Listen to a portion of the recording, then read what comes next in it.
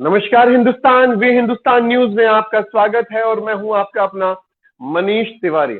आप लोगों को लगता होगा कि क्यों हर बार मैं अपने कार्यक्रम की शुरुआत करता हूं नमस्कार हिंदुस्तान, क्योंकि आपके प्यारे न्यूज चैनल का नाम भी वे हिंदुस्तान है और मैं चाहता हूं कि हिंदुस्तान की आवाज वे हिंदुस्तान न्यूज के साथ जुड़े। बहुत खास इंटरव्यू आज मैं आपके लिए लेकर के आया हूं।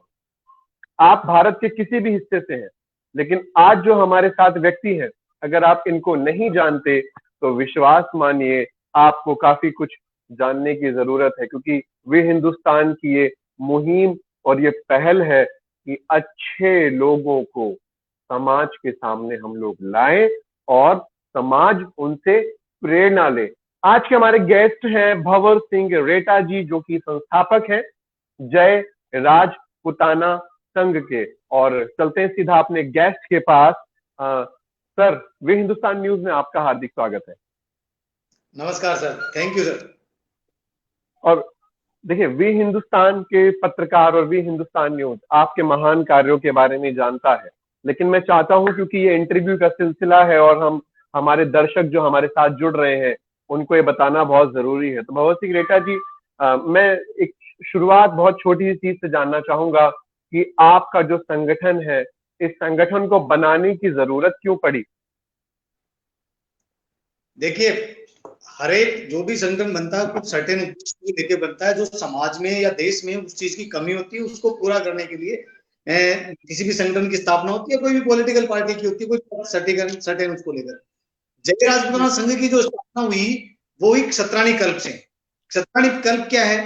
क्षत्राणी कल्प ये है कि जब 9 साल 10 साल पहले जब हम भारत में मैं घूमता था, मैं एमबीए हूँ, रिसर्चर हूँ, डिफरेंट पॉलिटिकल पार्टीज के लिए सर्वे का मेरा काम था। जो प्रशांत किशोर जी का जो आपने नाम सुना होगा, वैसा काम मैं भी करता हूँ, मेरी एजेंसी भी है, मैं पॉलिटिकल रिसर्चर भी। तो जब मैं देश के विभिन्न हिस्सों में जाता था तो जाहिर है मैं क्षत्रिय समाज से हूँ, क्षत्रिय योद्धा हूँ, तो समाज से भी एक इंटरेक्ट होता था।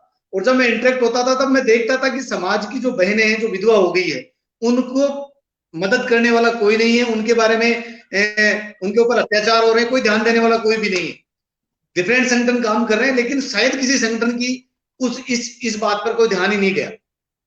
तो हम तब बहुत यंग थे, मेरे छोटे ब्रदर जो भी संस्थापक है विप्सा रेटा, वो बहुत उससे उद्वेलित हुए। मात्र 18 साल की उम्र में उन्होंने इस संघ की स्थापना की।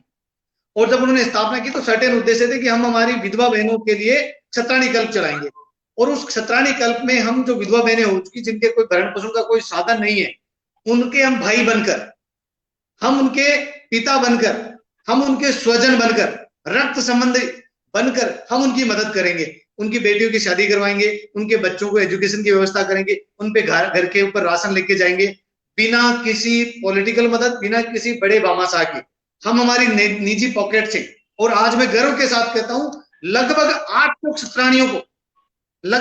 क्षत्राणियों को जय राजपुताना संघ हर महीने पेंशन दे रहा है, सिलाई मशीन वितरित कर रहा है। और तिवारी जी, सबसे बड़ी बात, उस वक्त जब हमने ये मुहिम शुरू की, अब और अन्य समाज के बड़े बड़े जो जिनको मैं कह सकता हूं कि महापुरुष कह लीजिए, मेरी नजर में वो महापुरुष है, क्योंकि गलत तो कोई होता ही नहीं है, सबसे गलत और सबसे छोटा आदमी तो मैं हूं दुनिया में, बाकी सभी महान है। तो वो महापुरुष हमें बोलते थे कि समाज को तुम पतन की दिशा में लेके जा रहे हो, गलत कर रहे हो ये। और आज पूरे देश में लगभग 18 से ज्यादा संगठन इस तरह की मुहिम चला रहे हैं, किसी की मदद के लिए, कोई पैसा इकट्ठा कर रहा है, कोई सिलाई मशीन दे रहा है, कोई पैसे दे रहा है, रोज अखबारों की सुर्खी बन रहे हैं। तो कहीं ना कहीं संतुष्टि मिलती है कि समाज में हमने कुछ अच्छे की शुरुआत की और देश में उसको कॉपी किया। ये बड़ी बात है, ये बड़ी बात है कि 800 महिलाओं को आप पेंशन दे रहे हैं। भंवर सिंह रेटा जी, हिंदुस्तान में आप जैसे लोगों की बहुत जरूरत भी है, लेकिन एक हिंदुस्तान में महिलाओं को सशक्तिकरण का एक दौर आ गया है, लेकिन इस दौर के बावजूद भी काफी हद तक एक महिला जो कि बहुत ज्यादा एजुकेटेड नहीं है और बहुत गरीब है, अगर उसके पति की मृत्यु हो जाती है तो उस महिला के लिए सशक्तिकरण शब्द का उतना बड़ा कोई महत्व नहीं रह जाता, क्योंकि समाज में ऐसी व्यवस्थाएं नहीं है। लेकिन आपके द्वारा 800 महिलाओं को पेंशन दी जा रही है, सिलाई मशीन दे करके उनको सिलाई सिखा करके उनको इतना आत्मनिर्भर बनाया जा रहा है, तो वाकई में ये काबिले तारीफ है। और यही हम अपने दर्शकों को बताना चाहते हैं कि आज का इंटरव्यू क्यों खास है। महिलाओं को अगर उनके पति का देहांत हो जाता है और वो इस धरती पर अकेली हो जा रही हैं, तो ये भंवर सिंह रेटा जी, इनके शब्दों को ध्यान से सुनिएगा, ये अपनी बहन बनाकर, उम्र में बड़े हैं तो माँ बनाकर, उम्र में छोटे हैं तो बेटी बनाकर, ऐसे उनकी ये मदद करते हैं। इसीलिए मैंने कहा आज का इंटरव्यू बहुत खास है। भंवर सिंह रेटा जी, अमूमन ऐसा माना जाता है कि जब भी कोई आदमी किसी लाइन में जाता है तो कोई एक घटना ऐसी होती है जो उसको प्रेरित करती है, ऐसा हुआ तो कुछ ऐसा होना चाहिए था। मतलब संगठन बनाने के लिए कुछ मन में क्या कोई ऐसी घटना थी जिससे आपको लगा अब संगठन बनना चाहिए? मैं यूनिसेफ का जब मैं राजस्थान हेड था, यूनिसेफ में सर्वे कर रहे थे। आपको याद होगा एड्स पर कुछ सालों पहले बहुत ज्यादा रिसर्च हुआ करती थी। एड्स पे समाज में एक विकराल, अभी कोरोना फैल रहा है उससे भी ज्यादा एड्स के ऊपर बहुत ज्यादा वर्ल्ड उससे पीड़ित था। तो एड्स पे हम कर रहे थे, 3 साल हमने काम किया कि उसके अवेयरनेस पे, उसको कैसे रोका जाए, कैसे लोगों को चरित्रवान बनाया जाए उस पे। तो हम ब्रोथल्स जो होते हैं, तो उदयपुर और ऐसे ब्रोथल्स पे हम काम कर रहे थे। तो जब हम ब्रोथल्स पे काम कर रहे थे तो कुछ ऐसी बहनों से मेरी मुलाकात हुई। अच्छा। तो मैं आप बिलीव कीजिए कि मैं 3 रात तक सो नहीं पाया उनकी मैं आप बीती सुनकर। मतलब जो उनके साथ हुआ मैं शब्दों में बयान नहीं कर सकता। इतनी गंदगी, इतना पीड़ित। मैं उसी दिन हमने संकल्प किया, नहीं, क्षत्रियो क्षतात त्रायते इति क्षत्रिय। क्षत्रिय की परिभाषा है क्षतात त्रायते इति क्षत्रिय। किसी भी प्रकार की क्षति से रक्षा करने वाला क्षत्रिय होता है। मैंने क्षत्रिय धर्म में जन्म लिया है तो मेरा निजी कर्तव्य बनता है, और मैंने वो नौकरी छोड़ी और ये काम हमने शुरू किया। बिलीव कीजिए, आज भी मैं मोटरसाइकिल पे चलता हूं, कोई लग्जरी लाइफ नहीं है, पूरा देश जानता है इस बात को। और मेरे साथ 2.5 लाख युवा जुड़े हुए देश भर से। वो मेरी लग्जरी लाइफ को, मेरे पॉलिटिकल कनेक्शन या मेरे उसकी वजह से नहीं जुड़े, वो मेरे सिद्धांतों की वजह से, मेरे संगठन के जो विचार हैं उनकी वजह से जुड़े हुए हैं। और हम जय राजपूताना संघ राजपूत समाज में इसीलिए जाना जाता है, कंट्रोवर्शियल नहीं है। हम जो करते हैं डंके की चोट पे करते हैं, बिना किसी डर के, बिना किसी के भय के करते हैं। ये एक पहलू है। इसके अलावा हम 3 दिवसीय कैंप लगाते हैं जिसमें क्षत्रिय समाज के युवाओं को तलवार चलाना, मैं आपको बोल रहा हूं विवादास्पद होगा यार, बड़ी नहीं, विवादास्पद तक नहीं है, ये भारतीय संस्कृति है। यस, ये आप मानते हैं, थैंक यू। तलवार चलाना हम सिखाते हैं। हिंदुस्तान न्यूज में आपको बता दूं सर, आपने क्योंकि महान कार्य कर रहे हैं इसलिए मैं आपको बताना भी चाहता हूं, वी हिंदुस्तान न्यूज हर भारतीय संस्कृति को भी मानता है। कुछ लोग कहते हैं कि दशहरे पर शस्त्र पूजन, बंदूकों का पूजन, ये सब नहीं करना चाहिए, लेकिन मैं मानता हूं कि शस्त्र पूजन तो ये हमारे धर्म में है। तो विजयदशमी वाले दिन भी भगवान ने शस्त्र की पूजा करके फिर आगे कार्रवाई की थी। और मैं आपकी सोच के पूरा साथ हूँ। वे हिंदुस्तान न्यूज बहुत खुश है कि आप वीरों को तलवार चलाना सिखाते हैं। हम तलवार चलाना सिखाते हैं, बंदूक चलाना सिखाते हैं, और इसके साथ साथ भारतीय संस्कृति क्या होती है वो सिखाते हैं। ये जो केसरिया साफा मैंने बांध रखा है, इससे पहले 10 साल पहले आप देखेंगे, अगर रिसर्च करेंगे तो राजपूत समाज में केसरिया साफा बांधना लगभग बंद हो चुके थे। आज देश भर में हम ये कैंप चलाकर केसरिया साफा बांधना सिखाते हैं। और उस प्रेरणा से साथ ही हम हर जयंती में, हर प्रोग्राम में, ये रूल है कि बिना साफे के कोई भी उस प्रोग्राम में नहीं आएगा। अगर आपको साफा बांधना नहीं आता तो हमारे बच्चे आपके सर पे साफा बांधेंगे। अगर आपके पास केसरिया साफा नहीं है, हम देंगे आपको, और हम बाकायदा उनको साफा बांध के ही वो देते हैं। इसके अलावा राजा भैया की भी रैली हुई थी, आपको याद होगा, जय राजपूताना संघ के सिपाहियों ने वहां पे बांधा। पूरे देश भर में 200 से ज्यादा युवाओं को इससे रोजगार मिलता है।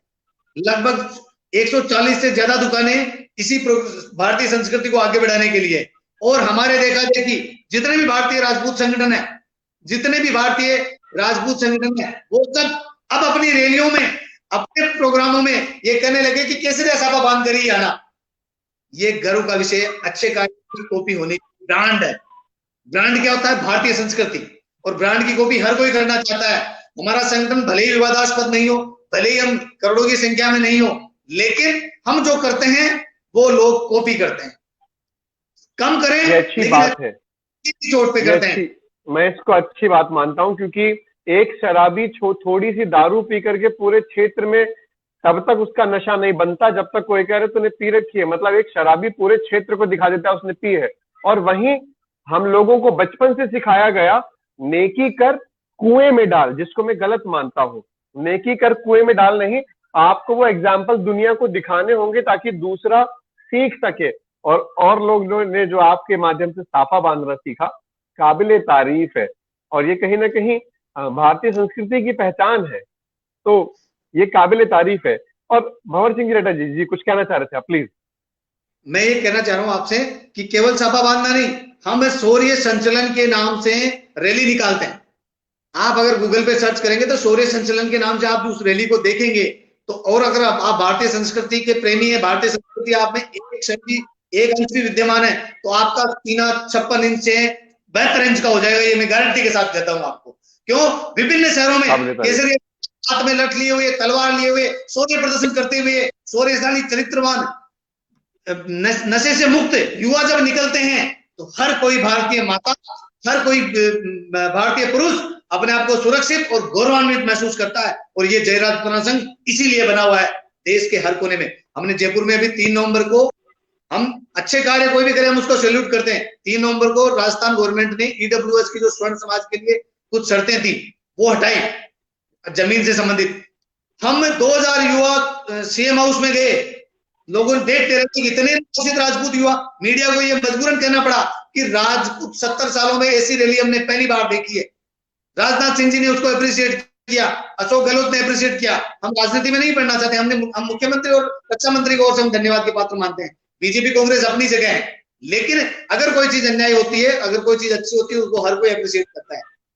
आप अगर गूगल करेंगे, जय राजपुताना संघ दृढ़ता के साथ अपने भारतीय संस्कृति, क्षत्रिय संस्कृति के साथ खड़ा है और हम गर्व के साथ कहते हैं कि हम उसके रक्षक हैं, हम उनके एक अंश हैं। इसीलिए मैं हमेशा अपने टेबल पे गीता के साथ रखता हूं। कभी भी यात्रा करूं, गीता के बगैर मेरी नहीं है, क्योंकि गीता ही एक, भगवत गीता ही एकमात्र ऐसा ग्रंथ है, एक महाग्रंथ है जो भारतीयों को दिशा दे सकता है, मोटिवेशन से लेकर हर चीज पे। बिल्कुल, मैं मानता हूँ। और नहीं तो इस पे छोटे वीडियो बनाकर युवाओं को बहुत अच्छा बताया जा सकता है, लेकिन ठीक क्योंकि सामाजिक जीवन करनी है, बहुत सारी चीजें और बहुत सामान्य लाइफ है। कोई भी ऐसी हरकत निजी जीवन में नहीं है कि कोई कलंक लगा सके। पूर्णतया चरित्रवान, नशा मुक्त, शाकाहारी, पूर्णतया जो कहते हैं वो करते हैं। निजी जीवन में जैसे वैसे ही समाजों को अप्लाई करते हैं, इसीलिए वो चीज अप्लाई होती है, इसीलिए युवा चीज को अडॉप्ट कर पाते हैं। कोई भी ऐसा दोगलापन नहीं है जीवन में कि कहीं कुछ और बाहर कुछ और।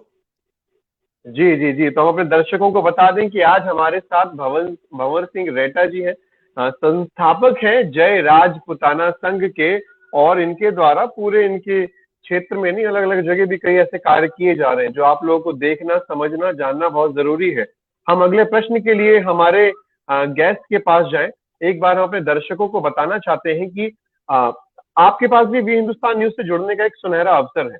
अगर आप भारत के हिस्सों में मजबूत, दमदार, बेहिचक, निडर पत्रकारिता करना चाहते हैं ना, तो वी हिंदुस्तान न्यूज के आप आज ही पत्रकार, राज्य हेड या ब्यूरो चीफ बने और वी हिंदुस्तान न्यूज की लगभग 150 रिपोर्टरों की टीम के साथ जुड़े और देश में गलत को गलत कहने का जज्बा रखें, क्योंकि वी हिंदुस्तान न्यूज यही करता आ रहा है। भंवर सिंह रेड्डी जी, आगे की बात हम आपसे करें।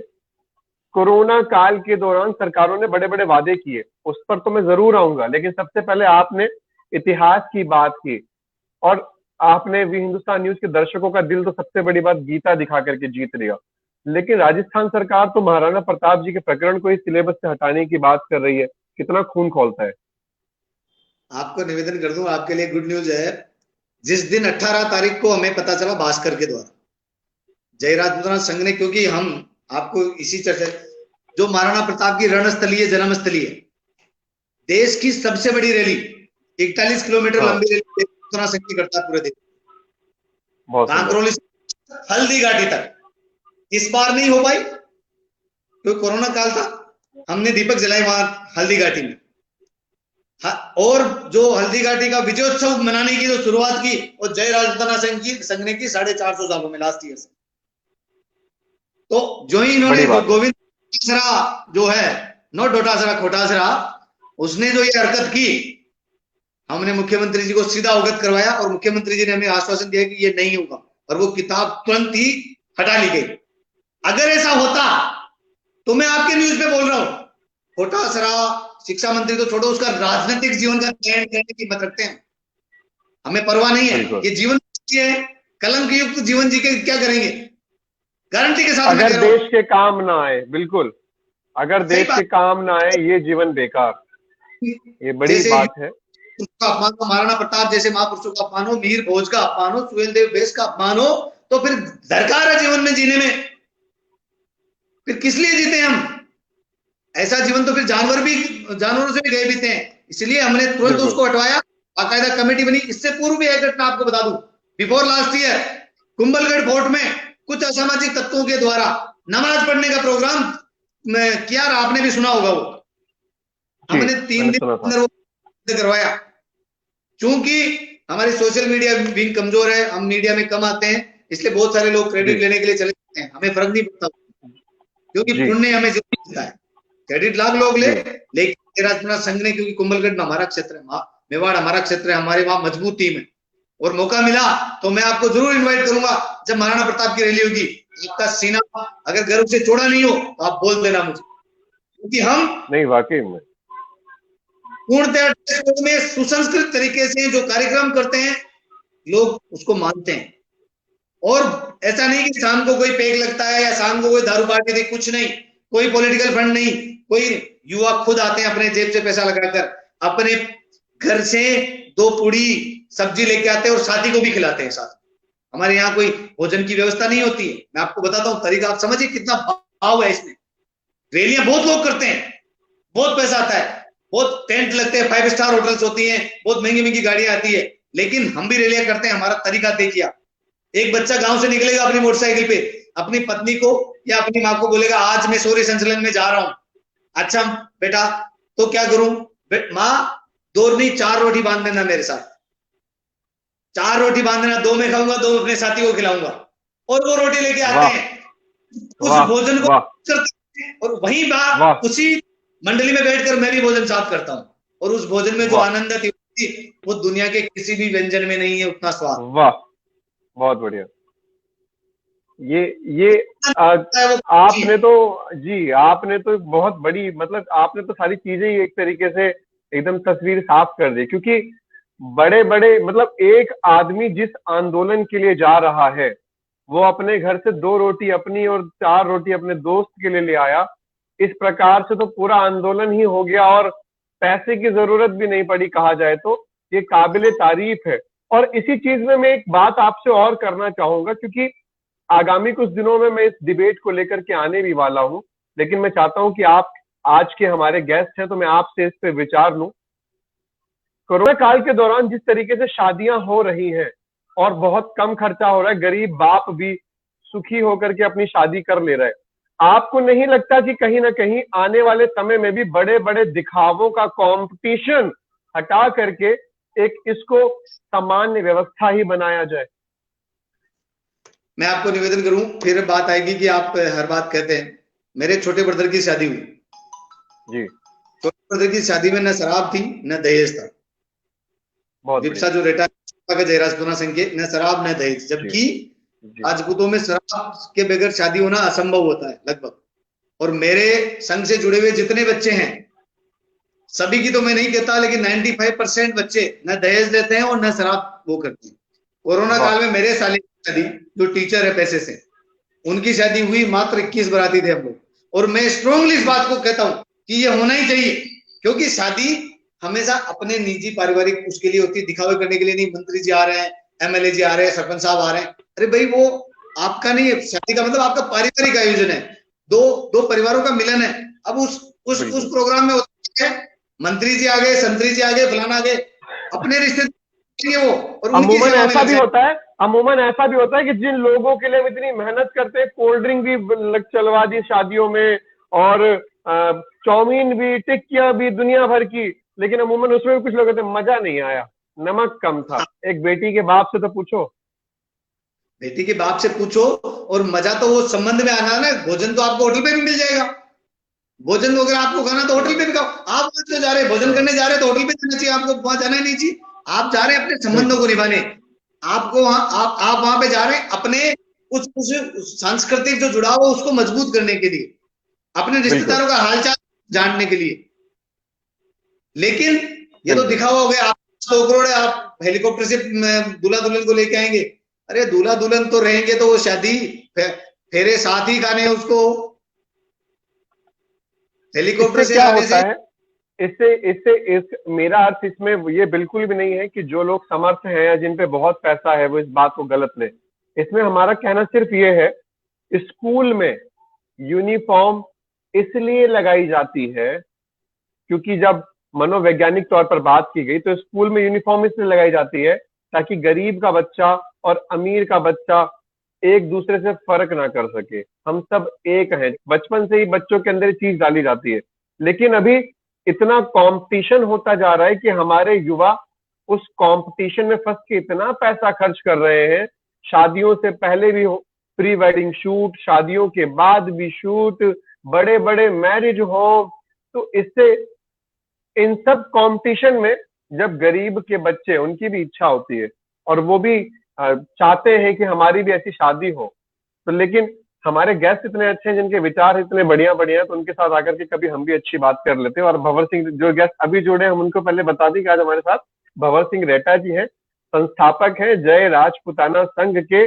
और इनकी पहचान अपने आप में अलग है। जो लोग हमसे अभी जुड़े हैं हम उनको बता दें, 800 के करीब महिलाएं हैं जिनके शायद पति जो है, मैक्सिमम के ही पति इस धरती पर नहीं है, सब उनको ये संगठन पेंशन तक दे रहा है।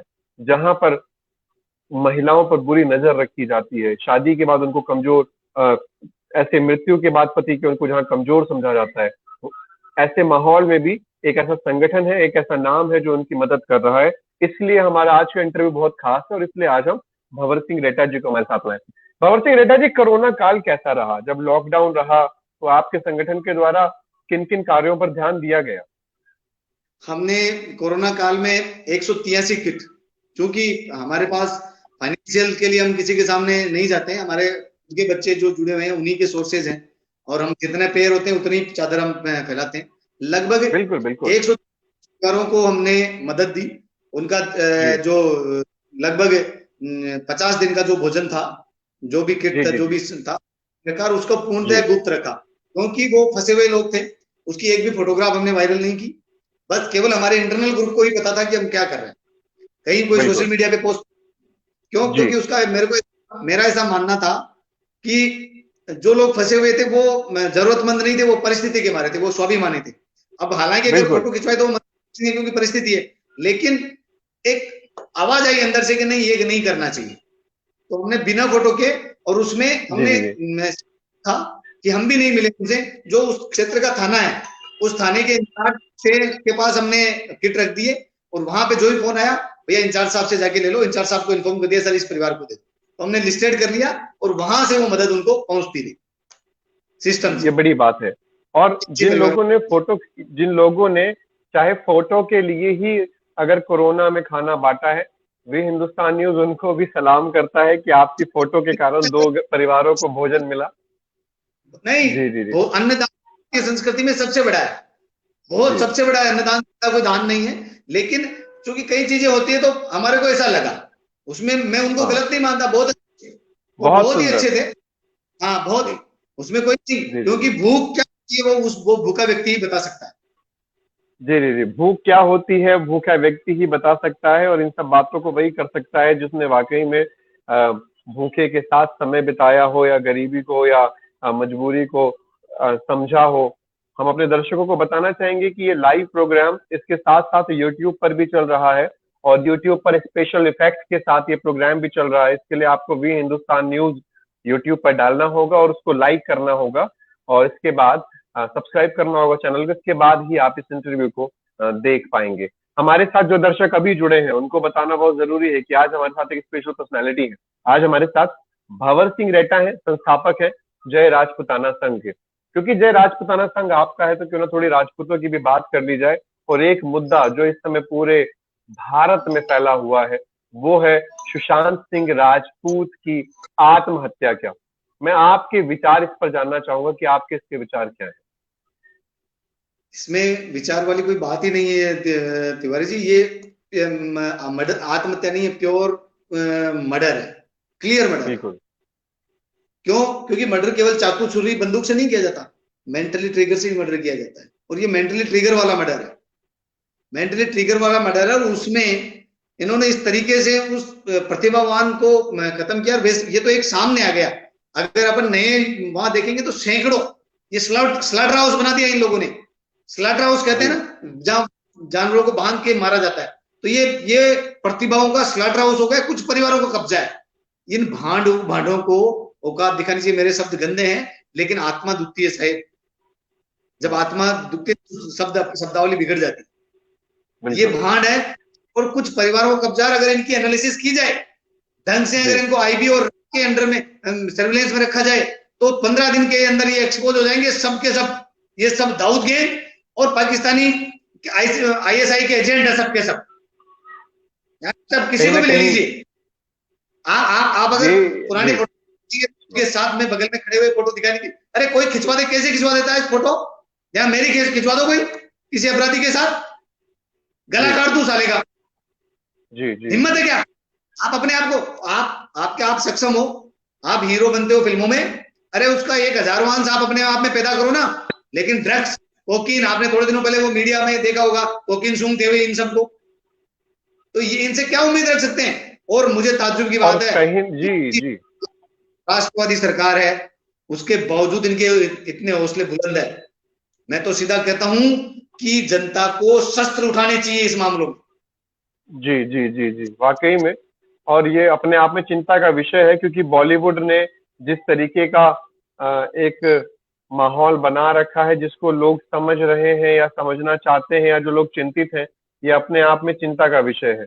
लेकिन एक चीज और भी है, इस कोरोना काल के दौरान जितने भी खान फैमिली के रिपोर्टर थे, चाहे वो आमिर खान हो, चाहे शाहरुख खान हो, चाहे सलमान खान हो, जितने भी हो, जब सोनू सूद निकल के आगे आए तब थोड़ी बहुत इनकी आत्मा जागी। क्या सोनू सूद को ही वो काम करना जरूरी था? सोनू सूद के पास न उतने सोर्सेस थे जितने इनके पास है, न उतना बड़ा नाम था। उसको सब विलेन के रूप में जानते थे, एक साइड हीरो के रूप में जानते थे। मतलब बॉलीवुड के बादशाह कौन? शाहरुख खान। बॉलीवुड का बाप कौन? आमिर खान। बॉलीवुड का दाता कौन? सलमान खान। साले ये सब बनते हैं। हम सबसे बड़ी मूर्खता तो हमारी कि हम इनके पीछे न देखे। इनके स्पॉन्सर किए हुए प्रोडक्टों का बहिष्कार करना चाहिए, अपने आप अकल दिखानी आ जाएगी। किसी भी कंपनी में वही अगर कुछ करे, उसको सीधा कंपनी को मेल डालो, व्हाट्सएप करो, सोशल मीडिया पे आवाज उठाओ, खान फैमिली का स्पॉन्सर किया हुआ कोई भी एड हम नहीं देखेंगे, उस प्रोडक्ट को हम इस्तेमाल नहीं करेंगे। ऑटोमेटिक काम खत्म हो जाएगा इनका, ये अपने आप घुटनों पे आ जाएंगे। लेकिन हम हिंदुस्तानी बोले हैं, हमारी भारतीय संस्कृति में सहिष्णुता सिखाई जाती है। बिल्कुल। वो सहिष्णुता का लोग गलत मतलब निकाल चुके हैं। सहिष्णुता का मतलब ये नहीं है कि आप दबे जाओ। सहिष्णुता का मतलब है आगे होके किसी को डिस्टर्ब नहीं करना है। लेकिन यदि कोई आपकी संस्कृति, यदि कोई आपकी विचारधारा को, यदि आपकी कोई कार्य प्रणाली को डिस्टर्ब करता है, एक बार समझाते हैं, दोबारा नहीं। दोबारा सीधा उसका वध कर दिया जाता है, चाहे वो मानसिक रूप से करे, चाहे वो शारीरिक रूप से करे। और इनका वध करने के लिए इनको मानसिक रूप से वध करने की जरूरत नहीं है, इनका शारीरिक रूप से वध करने की जरूरत नहीं है। सिर्फ और सिर्फ मानसिक रूप से, आर्थिक रूप से वध कर दिया जाए, ये अपने आप मर जाएंगे। फिल्में देखना बंद कर दो, इनके स्पॉन्सर किए हुए प्रोडक्ट देखना बंद कर दो, इवन ट्विटर पे इनको फॉलो करना बंद कर दो, अपने आप समझ में आ जाएगी इनकी बात। वहीं हमारे दर्शक ये कमेंट भी कर रहे हैं कि टीपू सुल्तान मूवी आ रही है शाहरुख खान की, इसके लिए 2 शब्द बुलवाए जाए रेटा जी से। टीपू सुल्तान ये हमारी कमी है ना कि उसका नाम हम ले रहे हैं।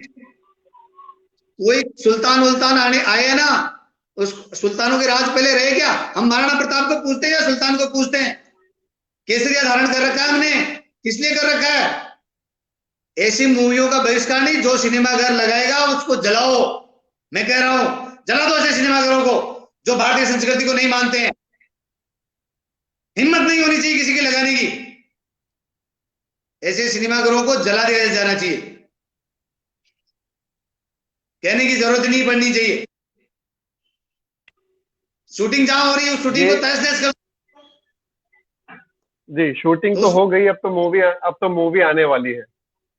आने वाली सिनेमाघर में लगेगी ना, लगने दो। जी जी आप जी। जिस तो शहर को देख रहे हैं, जिस शहर के लोग मुझे मैच से जुड़े हुए हैं, जो अन्य जयराजपाल सिंह के अलावा, उन सबको खुद के घरों से निकलकर स्टैंड लेना होगा।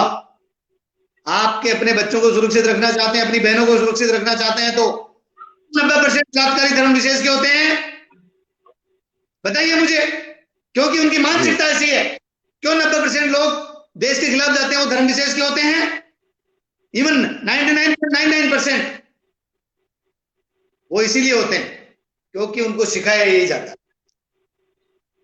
जी जी, और हमारे उनके दर्शक भी हमें जो कमेंट कर रहे हैं, मैं वो भी दिखाना चाहूंगा। इसके साथ साथ एक चीज और भी बोलना चाहूंगा कि अगर आपको वी हिंदुस्तान न्यूज के साथ जुड़े रहना है तो आपको वी हिंदुस्तान न्यूज का पेज लाइक करना होगा, क्योंकि ये हमारा कर्तव्य है कि हम अच्छे लोगों को समाज के सामने लेकर के आए। आज वी हिंदुस्तान की व्यूवरशिप लाखों में है, ये आप लोगों के ही कारण है, और हम चाहते हैं अच्छे लोग समाज में आगे आए। वे हिंदुस्तान न्यूज के साथ जुड़ने रहने के लिए आपको हमारे यूट्यूब और फेसबुक पेज को अभी लाइक करने की जरूरत है। भवन सिंह रेड्डा जी, लोग कमेंट भी कर रहे हैं कि सुना है टीपू सुल्तान ने बहुत हिंदुओं को मार डाला था, तो आखिर हाँ, क्या जरूरत पड़ी है?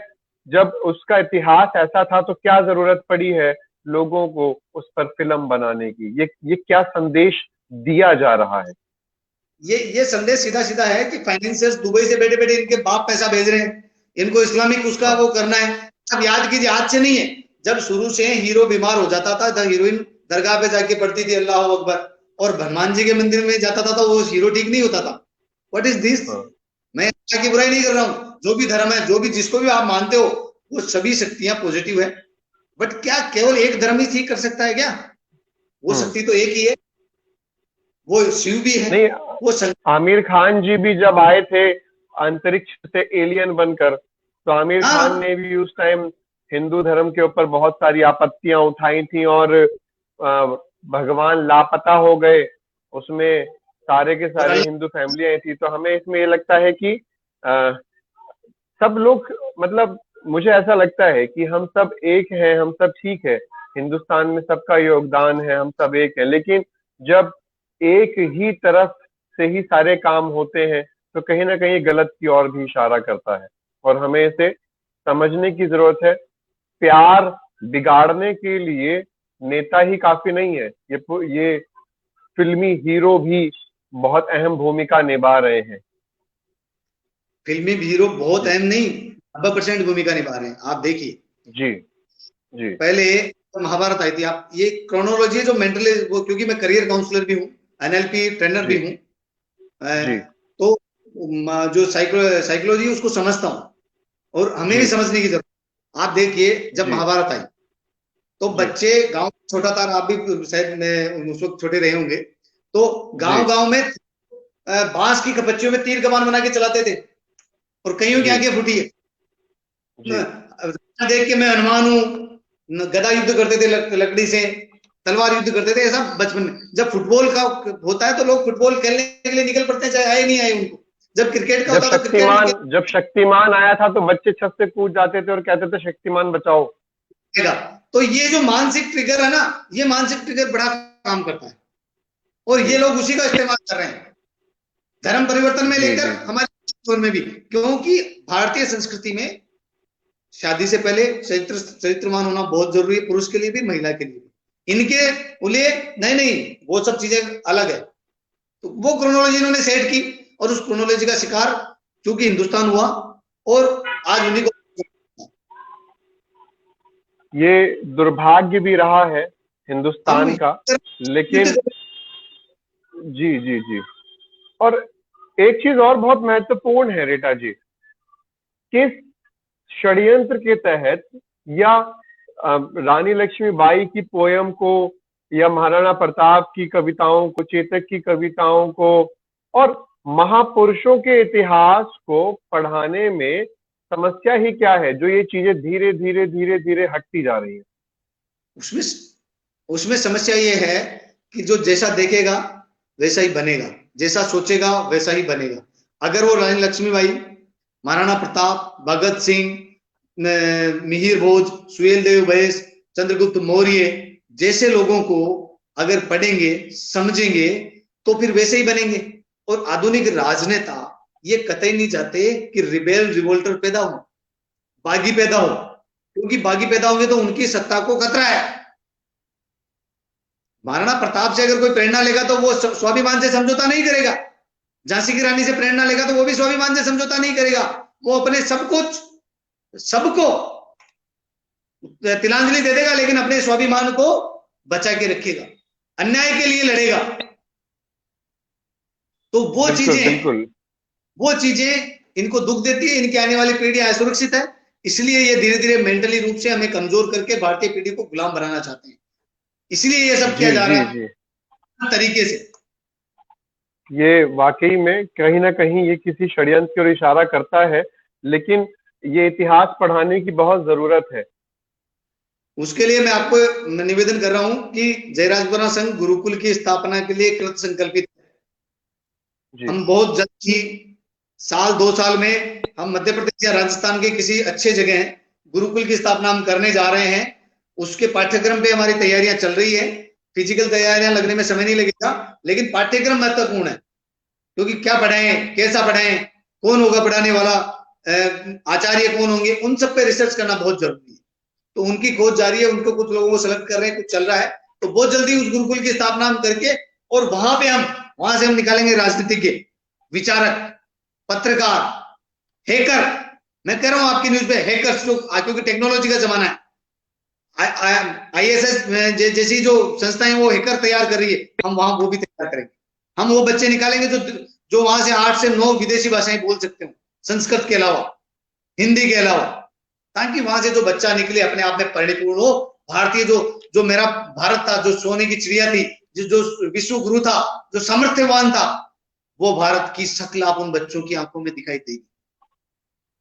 जी जी जी, वाकई में ऐसा होना बहुत जरूरी है। और क्योंकि वी हिंदुस्तान न्यूज भी इस चीज को लेके बहुत चिंतित होता है, क्योंकि हमें पूरे भारत में जाने का अवसर मिलता है, भारत के बाहर हम लोगों को जाने का अवसर मिलता है।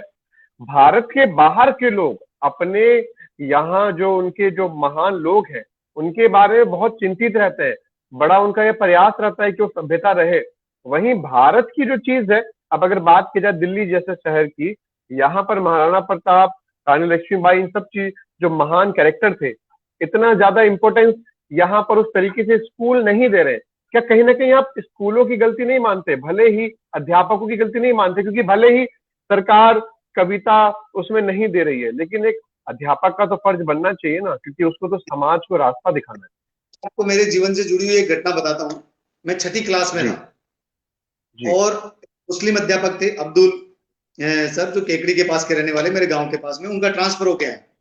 गांव में थे, कच्ची सड़कें होती है गांव में, बरसात के दिन थे तो टापू बन जाते हैं गांव, पानी, क्योंकि सड़कें होती नहीं। बचपन था तो वो जब वो हमें पता चला ये गुरुजी आए हैं, तो पहले डंडे से मारते भी थे। आज की तरह बच्चों को नहीं, बहुत बुरी तरह पिटाई होती थी गलती पे, और वो बच्चों से उतना प्रेम भी करते थे। तो क्या हुआ, हमने उनके आने के लिए जो बबूल की झाड़ियां हैं वो काट कर उनके रास्ते में लगा दिया कि अगर वो आज नहीं पहुंचेंगे तो कल स्कूल नहीं जाना पड़ेगा और कल की छुट्टी हो जाएगी। एक बालपन का एक मानसिकता थी। तो हम 4-5 बच्चों ने ऐसा किया। उन्होंने वो हटा के रात तक वो पहुंच गए, कांटे भी उनके चुभे गुरु जी के आचार्य थे 6ठी क्लास के सरकारी स्कूल के। वो पहुंचने के बाद दूसरे दिन उनको पता चला। किसने किया? बोला इन्होंने किया साहब। मेरे को वो बुलाए और मेरे को उन्होंने बताया कि तू उस वंश से आता है, महाराणा प्रताप से। जानता है महाराणा प्रताप को? मैंने बोला हाँ मैं जानता हूँ। तो अगर वो ऐसा करते तो आज 400 सालों बाद में याद थोड़ी करते अपन। तू तो उस वंश का है, तू ऐसे करेगा? मेरी आंखें शर्म से नीचे झुक गई। और जब तक वो रहे, आज भी मैं उनको प्रणाम करता हूं। भले ही वो मुस्लिम रहे हों, लेकिन उन्होंने, वो मुस्लिम कैसे थे? हकीम का सूर जैसे। हकीम का सूर को पूजने के लिए हमें कोई समस्या नहीं, क्योंकि वो देशभक्त है। तो समस्या वहां पे बड़ी बड़ी बात है। आज क्या हो गया, आजकल के गुरुजन अपना माइंड सेट लेके आते हैं, वो अपनी तनख्वाह गिनने से फुर्सत नहीं मिलती उनको, वो देखते कब 5 बजे कब 12 बजे और चले हम। बहुत आदरणीय पोस्ट हैं, आज भी हम उनके सामने कुर्सी पे नहीं बैठ सकते, उन गुरुजनों के सामने जिन्होंने मैं, उन आचार्यों के सामने जिन्होंने मैं ये संस्कार है जिसके बारे में आप बात कर रहे हैं। और अच्छा, लेकिन राजपूतों की जब हम बात कर रहे हैं, हम जिस संगठन की भी बात कर रहे हैं, तो क्यों ना हम उस मुद्दे की भी बात की जाए। आनंदपाल एनकाउंटर को लेकर के मैं आपके मुद्दे जरूर जानना चाहूंगा। ये सीबीआई तो अब एफआईआर राजपूतों पर ही कर रही है। देखिए, आनंदपाल प्रकरण हुआ 3 साल पहले, मैं संघर्ष समिति का प्रवक्ता था, अभी भी हूं, और हमने ये संघर्ष किया। 3 जुलाई को हमने जाके उसको डीफ्रीज दिलवाया आनंदपाल जी को, उनकी बॉडी उसमें रखी गई, और 3 दौर की वार्ता हुई हमारी। 18 जुलाई को जो वार्ता जो हुई, उस वार्ता में मैं था। राजस्थान सरकार की तरफ से कौन कौन लोग थे? गृह मंत्री गुलाब चंद कटारिया, राजेंद्र सिंह राठौड़ तत्कालीन कैबिनेट मिनिस्ट्री, और बीजेपी के तत्कालीन अध्यक्ष अशोक परनामी जी राजस्थान सरकार की तरफ से, और राजपूत समाज की ओर से जो लोग थे, मेरे पास वो समझौता पत्र की कॉपी है, राजपूत समाज की ओर से थे, जिनके लोगों के नाम आपको मैं बताता हूँ। श्रीमान गिरिराज सिंह जी लोटवाड़ा, अध्यक्ष राजपूत सभा, लोकेंद्र सिंह जी कालवी, संस्थापक करणी सेना, महावीर सिंह जी सरवड़ी, प्रताप फाउंडेशन, बलबीर सिंह जी आतोज जो राजपूत सभा के हैं, जब्बर सिंह जी राजपूत सभा से, दिलीप सिंह गोड़ीवाड़ा, भंवर सिंह रेटा, करण सिंह जी राठौड़, ये करणी सेना, राष्ट्रीय करणी सेना की ओर से शामिल हुए थे, सुखदेव सिंह जी वाली की तरफ से प्रतिनिधि के रूप में। यशवर्धन सिंह स्वतंत्र विचारक, और वो है मोहन सिंह जी आतोज, राणा राजपूत, जो राणा राजपूत हमारे साथ जुड़े उनकी ओर से, और कल्याण सिंह जी शेखावत जो सुरेंद्र सिंह जी के परिजन, ये 11 लोगों का प्रतिनिधिमंडल वार्ता में गया। और इस वार्ता में जो बातचीत हुई, वो शब्द टू शब्द मैं आपको क्लियर कर दूं, उसमें साफ और स्पष्ट और शब्दों में ये था कि सीबीआई की जांच राज्य सरकार देगी, ठीक है, और कौन सी धारा की देगी, क्योंकि कंफ्यूजन सबसे बड़ा यही है। आनंद, मैं पहला पॉइंट आपको पढ़ के सुना रहा हूं, थोड़ा समय लगेगा। नहीं, बिल्कुल, हम सत्य को सुनने के लिए थोड़ा नहीं, ज्यादा समय भी दे सकते हैं। एज इट इज आपको जो पूरा वो है। आज दिनांक 18/7/17 को आनंदपाल प्रकरण में सर्व समाज संघर्ष समिति द्वारा प्रस्तुत मांग पत्र पर राजपूत समाज, राणा राजपूत समाज व अन्य प्रतिनिधियों के साथ वार्ता हुई। उसमें उपस्थित पक्ष, राज्य पक्ष गुलाब चंद कटारिया गृह मंत्री राजस्थान सरकार, श्री राजेंद्र सिंह राठौड़ पंचायत राज मंत्री राजस्थान सरकार, श्री अशोक प्रणामी अध्यक्ष भाजपा राजस्थान सरकार, उनके साइनर, बाकी प्रतिनिधियों के नाम मैंने आपको सुना दिए। वार्ता के पश्चात निम्न बिंदुओं पर सहमति बनी। पहला बिंदु था आनंदपाल प्रकरण दिनांक 24 जून 2017 को हुई आनंदपाल की मृत्यु, एफआईआर संख्या 190/17, इंपोर्टेंट है, 190/17, थाना पुलिस थाना रतनगढ़, वह एफआईआर संख्या 12 जुलाई सावराद में हुई घटनाक्रम में सुरेंद्र सिंह की मृत्यु, एफआईआर संख्या 238/17 जी, थाना अशोकनगर में संबंधित प्रकरणों की सीबीआई से करवाए जाने हेतु राज्य सरकार की ओर से अनुशंसा प्रेषित करने पर सहमति बनी। मतलब 2 एफआईआर पे हमने सीबीआई की जांच मांगी और उस पर सहमति बन गई। अब इन दोनों पर एफआईआर लग चुकी है, 190 पे भी लग चुकी है, 238 जो बाद में जो चेंज होकर 223 बन गई, उन दोनों पे एफआईआर लग चुकी है सीबीआई के द्वारा, ठीक है। अब एक और पॉइंट है, दूसरा पॉइंट, राज्य सरकार द्वारा अन्य प्रकरणों में दर्ज मुकदमों में कोई द्वेषतापूर्ण कार्रवाई नहीं की जाएगी। द्वेषतापूर्ण कार्रवाई नहीं की जाएगी, इसका मतलब क्या हुआ? इसका मतलब ये हुआ तिवारी जी, वहां जो वर्ड टू वर्ड हुआ कि हम मुकदमे विड्रॉल करने की, एफआईआर विड्रॉल करने की बात नहीं लिख सकते, क्योंकि अदालत में एक तय समय सीमा के अनुसार ही काम होगा। तो ये बिंदु उन्होंने लिखा गया, और द्वेषतापूर्ण कार्रवाई नहीं होने की बात हुई। तीसरा पॉइंट था आनंदपाल की पुत्री को भारत आने से राज्य सरकार में कोई कठिनाई प्रस्तुत नहीं की जाएगी। सरवण सिंह, जिस घर में आनंदपाल का एनकाउंटर हुआ, वो सरवण सिंह जी का घर था मोलासर में, उसके परिवार को कोई नजरबंद नहीं है, वह उसके परिवार व सामान्य जीवन यापन कर रहा है। कल भी कुछ पत्रकार मिले और सरवण सिंह और उसके परिवार के जिम्मेदार व्यक्ति उनके मकान को संभाल सकते हैं। अब जो कमांडो घायल हुआ काउंटर में, एनकाउंटर में, क्योंकि वो भी राजपूत था, हमारा भाई था, तो उसका भी हक की बात हमने कही है। हमने एक तरफा नहीं चले। कुछ लोगों ने ऐसा माहौल बनाया कि हम अपराधियों का साथ खड़े होने लग गए, फलाना टीम का, ऐसा कुछ नहीं, पूरी बात को सुनना चाहिए, फिर बाद में बात करनी चाहिए। कमांडो सोहन सिंह का परिवार जयपुर के मेदांता हॉस्पिटल में साथ ही गया। वहां यदि परिजनों को चिकित्सा कारणों में मिलने से कठिनाई व्यक्त किया गया तो उसके चिकित्सा आवश्यकताओं को ध्यान में रखते हुए चिकित्सक संपर्क कर परिजनों को मिलाने में अपेक्षित सहयोग किया जाएगा, वह उसको पूर्णतया सरकार की तरफ से सहायता मिलेगी। ये चीज उसमें है। आनंद पाल के परिजनों के द्वारा आवेदन करने पर प्रथम जो पोस्टमार्टम है उसकी रिपोर्ट दे दी जाएगी। राज्य सरकार द्वारा जन आंदोलन के दौरान हिंसा में घायल मृतकों और परिजनों को देय मुआवजे के संबंध में पूर्व प्रसारित दिशा निर्देशों के अनुसार सहायता देय होगी। उपरोक्त सहमति सौहार्दपूर्ण वातावरण में हुई, जिसके पश्चात सर्व समाज संघर्ष समिति ने मुख्यमंत्री में विश्वास व्यक्त करते हुए अपने द्वारा सभी आंदोलन वापस लेने की घोषणा की। इसमें सभी के साइन है, तत्कालीन गृह मंत्री के और तीनों के, हमारे सबके साइन है। ठीक है, आप चाहोगे मेल के द्वारा जी जी जब ये बातें हो गई उसके बाद में इन्होंने 10 जनवरी 2018 को FIR संख्या 115/17 का जो जसवंतगढ़ थाने में इन्होंने पुलिस के द्वारा दर्ज करवाई हुई है उसकी उन्होंने CBI जांच के लिए भेज दिया, जो समझौते में कहीं शामिल नहीं है। तो ये धोखा हुआ या क्या हुआ? ऐसा तो मुगल काल में भी नहीं होता था तिवारी साहब। मुगल काल में भी मुगलों से संधि होती थी तो उस संधि का पालन किया जाता था। हम किसी पार्टी के पक्ष में नहीं है, किसी पार्टी के विपक्ष में नहीं है। ये समझौता तत्कालीन गृह मंत्री ने किया, गृह मंत्री ने ही किया ना, राज्य सरकार कह रहे। हम केंद्र में बैठे और राज्य में बैठे हुए उन लोगों से ये मांग करते हैं, ये सरकार टू सरकार समझौता है। अगर एक सरकार कोई योजना लाती है तो क्या दूसरी सरकार उस योजना को बंद करती है? अगर कोई पिता ऋण छोड़ के जाता है, मेरे पिता कोई कर्जा छोड़ के जाएंगे तो मैं उस कर्जे को उतारूंगा, मैं उत्तरदायी तो हूं या नहीं? बिल्कुल। सरकार बदलने से, दूसरे दल की सरकार आने से उसका उत्तरदायित्व बना खत्म थोड़ी होता था, वो दायित्व उल्टा बढ़ना चाहिए। ये आज मैंने कल परसों कहा कि कटारिया जी ने ये बयान दिया कि राजपूत समाज ने CBI की जांच मांगी, वही थी। हमने CBI की जांच 190/17 की मांगी थी महोदय, हमने 115/17 की कहीं भी नहीं मांगी। ये रिटर्न में एविडेंस है और आंकड़े झूठ नहीं बोलते, कोई मीडिया में दिया हुआ बयान नहीं है। ये करके कहीं ना कहीं भारतीय जनता पार्टी या केंद्र की सरकार क्यों एक तरफा आरोप झेल रही है? मतलब उसको क्या फायदा मिलेगा, मैं ये जानना चाहता हूँ। नहीं, फायदा तो इसमें मिलने का सवाल ही नहीं साहब। हम देखो, मैं आपको इस चैनल के माध्यम से और हम पहले भी मैं अपने लाइव के माध्यम से कह चुका, हम लोग जेल जाने से कतई नहीं डरते, क्योंकि जेल तो श्री कृष्ण की जन्मभूमि है, तो कोई प्रॉब्लम नहीं है। सिंह भी जेल गए, महात्मा गांधी भी गए, और मेरे भी कई पूर्वज इमरजेंसी के दौरान भी गए, और आजादी के लिए भी कई राजपूत गए। आपके भी परिवार के अगर आप टटोलेंगे तो कोई जेल गया है, भले ही उसका साक्ष्य उपलब्ध नहीं हो, तभी हम आजाद भारत में बैठे हैं।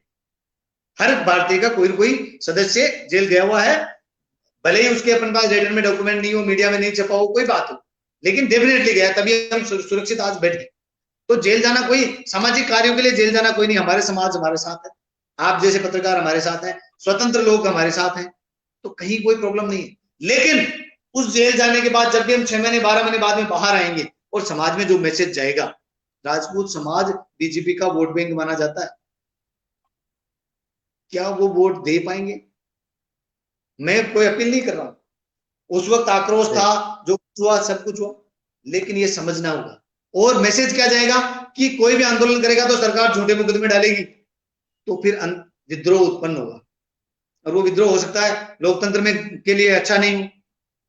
कई बातें हो सकती है। जब 5 लाख लोग 12 जुलाई को पहुंच सकते हैं, तो जब 24 लोग जाएंगे तो क्या माहौल होगा देश का, इसका आइडिया भी नहीं है, किसी को आइडिया नहीं है, क्योंकि कौन आक्रोशित हो देश का कोई आइडिया नहीं है, और इसको संभाला नहीं जा सकता। जब पब्लिक सड़कों पे उतरती है उसको संभालना संभव नहीं है। और यकीन मानिए, मैं आपके चैनल के माध्यम से कहना चाहता हूं, 12 जुलाई को मैं भी था वहां पे, और भी प्रतिष्ठित लोग थे। हमारे में से कोई भी व्यक्ति ने ये नहीं कहा कि ये तोड़फोड़ कर दो, वो कर दो, क्योंकि जो संपत्ति तोड़ी जाती है वो मेरे देश की है।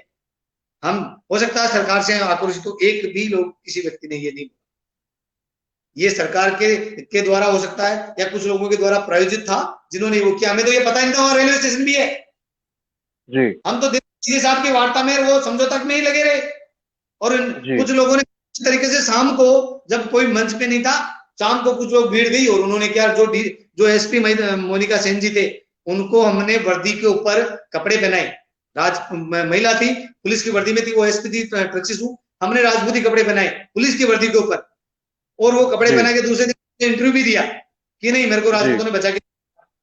तो हम तो महिलाओं का सम्मान करने वाले लोग हैं, हम ऐसा क्यों करेंगे जी। और वहां पे जो मरा सुरेंद्र सिंह, वो मेरा भाई था, क्यों मारेंगे हम, क्यों करेंगे ऐसा?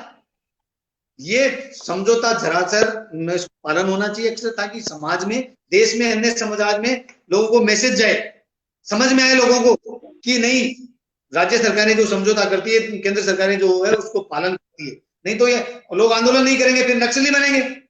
भाई आप उसको लोकतांत्रिक तरीके से अगर कोई समझौता नहीं करना चाहेंगे तो उल्फा सुल्फा नक्सली, फिर और कोई नए संगठन बनेंगे, फिर हथियार उठाएंगे तो क्या फिर सुरक्षित रह पाएंगे? क्या हिंसा कोई इसका विकल्प है?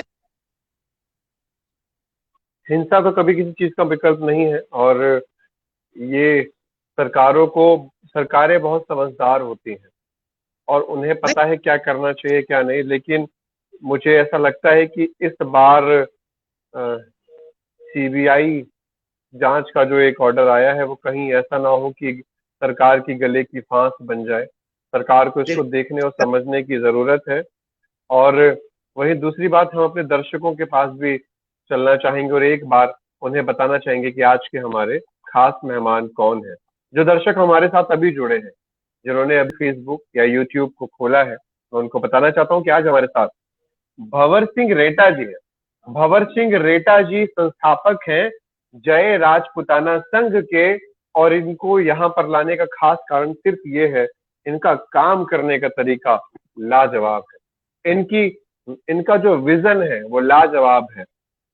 इनके संगठन में बहुत अधिक पैसा नहीं है, लेकिन इनके संगठन की जो इच्छा शक्ति है वो इतनी बड़ी और इतनी मजबूत है, जो आपके और हमारे अगर नेताओं में होती तो शायद भारत फिर से सोने की चिड़िया कई साल पहले ही बन जाता। हम बात कर रहे हैं राजपुताना के ऊपर जो सीबीआई की एफआईआर हुई है उसको लेकर के। रेटा जी, मैं ये जानना चाहता हूँ कि आप लोग अपने लोगों से बात करते होंगे, अपने समाज में बात करते होंगे, या कुछ क्षेत्रीय नेताओं से भी बात करते होंगे, उन सबका क्या कहना है इस एफआईआर को लेकर के? वो कितने सहमत या कितना रोष है उनके अंदर? देखिए, जिन जिन भी पॉलिटिशियन से हमारी बात हुई, चाहे वो बीजेपी को चाहे कांग्रेस हो, सब ये बात मान रहे हैं कि ये वाकई में एफआईआर गलत है और ये नहीं होनी चाहिए। कुछ लोग हमें ये इस बात का आश्वासन भी दिया कि कहीं होने की साहब हम इस पे कार्रवाई करेंगे। Thank you. हमें कोई नहीं कर रहे हैं। कल भी गिरिराज सिंह जी को मैं आपको निवेदन करूं, मैं कल गिरिराज सिंह जी को नोटिस आया है, अभी चार्जशीट हमारे पास आई नहीं है। मीडिया के माध्यम से हमें पता चला कि इन 24 लोगों के नाम है, अलग अलग मीडिया के माध्यम से। मेरे पास चार्जशीट नहीं आई। नोटिस अभी कल गिरिराज सिंह जी के पास नोटिस आया है कि सीबीआई ने दोबारा इंक्वायरी के लिए फिर बुलाना शुरू किया है। तो अभी इसके क्या उद्देश्य है, क्या मायने है, ये मुझे नहीं पता है। लेकिन मुझे भी आपके लाइव आने से तो आधा घंटा पहले मैंने देखा कि उनको नोटिस दिया गया है कि 21 तारीख को आएंगे। हालांकि वो 21 तारीख को जा नहीं पाएंगे, कुछ उनके टेक्निकल कारण से, वो पहले से ही प्रोग्राम फिक्स है। तो सीबीआई ने जयपुर ऑफिस में उनको बुलाया। ऐसे नोटिस सबको आएंगे और इसका आने का मतलब क्या है ये मैं नहीं जानता, लेकिन कुछ भी होगा। क्या ऐसा तो नहीं कि आप लोगों को बुलाने के बाद तुरंत आप लोगों की गिरफ्तारी कर ली जाए? हो सकता है। अगर ऐसी गिरफ्तारी होती है तो ये मान के चलिए कोरोना काल राजस्थान के लिए सबसे बड़ा नकारात्मक बन जाएगा, क्योंकि हम पब्लिक को घरों से निकलने के लिए रोक नहीं सकते। अपने आप निकलेंगे लोग, अपने आप निकलेंगे। जब निकलेंगे तो फिर मुझे लगता है सरकारें समझदार हैं और सरकारें जो भी काम करेंगी वो अपने विवेक से करेंगी, और उन्हें विवेक से कार्यों को करना भी चाहिए, समझने की जरूरत है। आपके चैनल के माध्यम से सरकार को, किसी पार्टी को मैं निवेदन नहीं कर रहा हूँ। पार्टी रेटा जी, मैं आपको बता दूं कि कई केंद्रीय मंत्री और सांसद भी हिंदुस्तान न्यूज का पेज लाइक उन्होंने किया हुआ है, तो ये एकदम सही प्लेटफॉर्म है। अगर आप संदेश देना भी चाहते हैं तो सीधा जाएगा। सोशल मीडिया ही एकमात्र साधन है जो सीधा आवाज पहुंच सकता है। इसीलिए मैं आपको निवेदन करूं कि आप चाहे केंद्रीय मंत्री हो, चाहे आप बीजेपी से जुड़े हो, चाहे कांग्रेस से जुड़े हो, लेकिन जनता की पीड़ा आपका प्रथम होना चाहिए। और ये जो सीबीआई जांच है ये धोखा है सरासर राजपूत समाज के लिए, धीरे धीरे अन्य समाजों के साथ भी होगा। ये मैसेज आप सबके लिए, कांग्रेस बीजेपी सबके लिए गलत है। जो आवाज नहीं उठाएगा वो जनता का दुश्मन है और उससे जनता हिसाब जरूर मांगेगी, निश्चित तौर पे मांगेगी, कोई इसमें शक नहीं है। भले ही चाहे हम जेल जाए, और जेल जाने से कतई डर नहीं है। मैंने पहले लाइव में ही बोल दिया, जेल जाना हमारा परम कर्तव्य है, परम धर्म है। मैं गीता की, जेल में भगवान श्री कृष्ण पैदा हुए थे। ये गीता पे हाथ रख के सौगंध खा रहा हूं, एक क्षण के लिए भी मैं नहीं डरा हूं जेल जाने के लिए, और न डरूंगा, क्योंकि उस समाज के लिए जेल जा रहा हूं जिसमें मैं पैदा हुआ हूं, उस समाज के न्याय मांगने के लिए। जेल से वापस आते ही फिर समाज की आवाज उठाऊंगा और फिर जेल जाऊंगा। अगर मुझे फांसी भी चढ़नी पड़े तो फांसी पे भी चढ़ूंगा, ये गीता गवाह है और आप सबके दर्शक गवाह है, कतई भय नहीं है। लेकिन उससे जो मैसेज जाएगा, उससे जो सरकारों के खिलाफ जो जंग शुरू होगी, उसको कोई नहीं रोक पाएगा। मेरी मृत्यु होने के बाद ये जो 24 है, इनके स्वर्गारोहण के बाद भी ये जंग जारी होगी, और ये देश विभिन्न गुटों में बढ़ जाएगा। इस देश में जो एकता, अखंडता और जो स्वर्णिम भारत का जो सपना हम देख रहे हैं, शायद वो धूमिल हो जाए, शायद उस पर धूल पड़ जाए। इसलिए ऐसा कोई कर्म मत कीजिए जिससे मेरे भारत को, आपके स्वर्णिम भारत को कहीं ना कहीं कोई नुकसान पहुंचे। जी जी जी, हम अपने दर्शकों को एक बार बताना चाहेंगे कि सरकारें जो भी कार्य करती हैं, हालांकि मैं ऐसा मानता हूं, लेकिन ये कहने की जरूरत नहीं कि आप सभी को संयम बरतने की जरूरत है, सरकारों के साथ मिलकर चलने की जरूरत है। वहीं दूसरी ओर हम ये भी कहना चाहेंगे, आगे के इंटरव्यू में बड़े इंपोर्टेंट सवाल है, क्योंकि हम कार्यक्रम के अंत की ओर है और समापन की तरफ है। इससे पहले मैं आपको बताना चाहूंगा, जितने भी आप लोग जुड़े हैं, अगर आपने अभी तक वी हिंदुस्तान न्यूज का फेसबुक पेज नहीं लाइक किया है तो वो आपको अभी लाइक करने की जरूरत है, और यूट्यूब पेज को सब्सक्राइब करने की जरूरत इसलिए है क्योंकि वहां पर कुछ स्पेशल हर बार रहता है। वहीं अगर आप भी चाहते हैं दमदार पत्रकारिता करना, अगर आप चाहते हैं कि हाँ आप ऐसे पत्रकार बनना चाहते हैं, और मैं आपको एक चीज और बता दूं, पत्रकार बनने के लिए पत्रकार कोर्स की भी आवश्यकता नहीं होती, बस एक जज्बे की जरूरत होती है। अगर आप हमारे पत्रकार, हमारे राज्य है और ब्यूरो चीफ बनना चाहते हैं तो आप हमारे दिए हुए नंबरों पर कॉल कर सकते हैं। और सबसे जरूरी बात, जो लोग अभी जुड़े हमारे साथ, भंवर सिंह रेटा जी हैं, संस्थापक हैं जय राजपुताना संघ के, और गेस्ट हमारे साथ हैं भंवर सिंह जी। क्योंकि हम कार्यक्रम के समापन की ओर, अंत की ओर है, मैं जानना चाहूंगा राजपुताना संघ ने आगे क्या क्या प्लान बना रखा है लोगों की सेवाओं को लेकर के और अन्य किसी भी चीज को लेकर के। देखिए, हमारा जो नेक्स्ट फ्यूचर प्लान है, ये सीबीआई वाले जो केस और ये हैंडल होने के बाद हम दो काम करना चाह रहे हैं। गुरुकुल का मैंने आपको बताया कि हम गुरुकुल की स्थापना के लिए अग्रसर है। इसके साथ ही हम एक पद्मिनी सेना का हमने एक्सक्लूसिव जो गठन किया, जो हमारी महिला शक्ति है, जिसके मध्य प्रदेश के हमने जो अध्यक्ष है, वो प्रभारी है, वो सत्या कंवर भाई साहब को बनाया, शालिनी भाई साहब उनके सह संयोजक है जी। वो एक्सक्लूसिव महिलाओं के लिए काम करेंगे, और हम उसका अगला जो कदम है वो हमारा संस्कार निर्माण, और जो अभिमन्यु ने गर्भ संस्कार में जो सीखा, आप पॉइंट ध्यान रखना, आप इस बात को बहुत गौर से सुनने की जरूरत है। गर्भ संस्कार में जो अभिमन्यु ने संस्कार, ये बड़ी चीज है, वो हम उसके माध्यम से हम सिखाना जा रहे हैं बहुत जल्द ही। जो नव दंपति हैं उनको, और जो हमारे यूथ है उनको, बहनों को और भाइयों को, कि हम महाराणा प्रताप इतने सालों में क्यों पैदा नहीं कर पाए, क्यों पृथ्वीराज चौहान पैदा नहीं कर पाए, क्यों रानी झांसी की रानी लक्ष्मीबाई पैदा नहीं हो पाई, क्यों मीर भोज नहीं बन पाए। आज राजतंत्र का जमाना नहीं है, लेकिन वैसा गुणों युक्त युवा तो हो सकते हैं, वैसे ही गुणों युक्त बहन तो पैदा हो सकती है, वो लोकतंत्र में भी हो सकती है। तो गर्भ संस्कार जब होंगे, उस ऐसे युवा आएंगे, तो ऐसे बच्चे होंगे, तो भारत अपने आप स्वर्णिम बनेगा। वो बहुत ही सीक्रेट प्रोग्राम है हमारा, और उसके लिए हम 9 महीने का जो गर्भवती बहनें हैं हमारी, जो हमारी बेटियां हैं, उनको 9 महीने का हम ट्यूटोरियल देते हैं, और उन युवाओं को भी, जो उनके पति उनको ट्यूटोरियल देते हैं। उसके साथ वो, अगर कुछ दंपति हमने सेलेक्ट किए हैं, आपने पूछा तो मैं बता दूं, और वो आगे धीरे धीरे एक्सक्लूसिव ग्रुपों में के पद्मिनी सेना के माध्यम से आगे बढ़ेगा। जी जी, भंवर सिंह रेटा जी, आज का इंटरव्यू बहुत सकारात्मक रहा।